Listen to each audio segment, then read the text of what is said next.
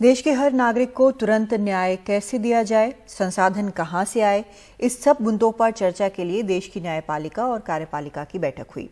हालांकि chief justice ने कहा कि तुरंत न्याय में सबसे बड़ी अड़चन खुद सरकार है।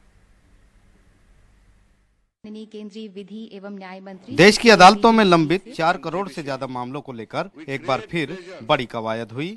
सुप्रीम कोर्ट से लेकर सभी हाई कोर्ट के जज एक साथ बैठे तो उनके साथ इस सम्मेलन में राज्यों के मुख्यमंत्री भी शामिल हुए। पीएम नरेंद्र मोदी ने भी बताया कि न्याय को सुलभ और आसान कैसे बनाया जाए। साथियों, हमारे देश में आज भी हाई कोर्ट्स और सुप्रीम कोर्ट की सारी कार्यवाही इंग्लिश में होती है। साथियों, एक बड़ी आबादी को न्यायिक प्रक्रिया से लेकर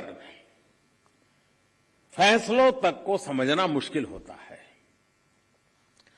हमें इस व्यवस्था को सरल और आम जनता के लिए ग्राह्य बनाने की जरूरत है। हमें कोर्ट्स में स्थानीय भाषाओं को प्रोत्साहन देने की जरूरत है। इससे देश के सामान्य नागरिकों का न्याय प्रणाली में भरोसा बढ़ेगा, वो उससे जुड़ा हुआ महसूस करेगा।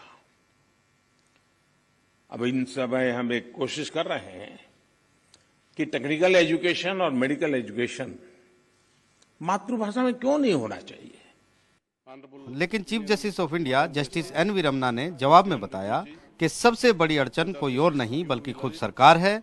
सबसे बड़ी मुकदमेबाज भी है और संसाधन भी नहीं दे रही है।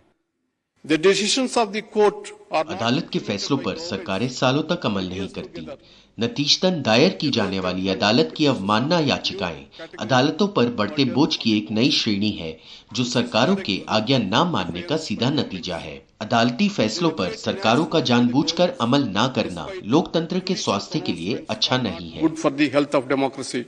मुझे खुशी है सम्मेलन में पीएम ने भरोसा दिलाया कि अदालतों में जजों की नियुक्ति से लेकर सभी समस्याओं को दूर करने की कोशिश होगी। ऐसा ही भरोसा मुख्यमंत्रियों से भी मिला, लेकिन सवाल ये है कि क्या इस बार ये भरोसा सच्चाई में बदल पाएगा। 6 साल बाद ऐसा मौका आया है जब सब एक साथ एक मंच पर बैठे हैं। पीएम से लेकर सीएम सब भरोसा दिला रहे हैं कि न्यायपालिका की मदद होगी, लेकिन सवाल ये है कि जब खुद सबसे बड़ी अड़चन सरकार हो तो फिर भरोसे को कैसे कायम रखा जाए। नई दिल्ली से अशोक माहले के साथ आशीष भार्गव, एनडीटीवी इंडिया।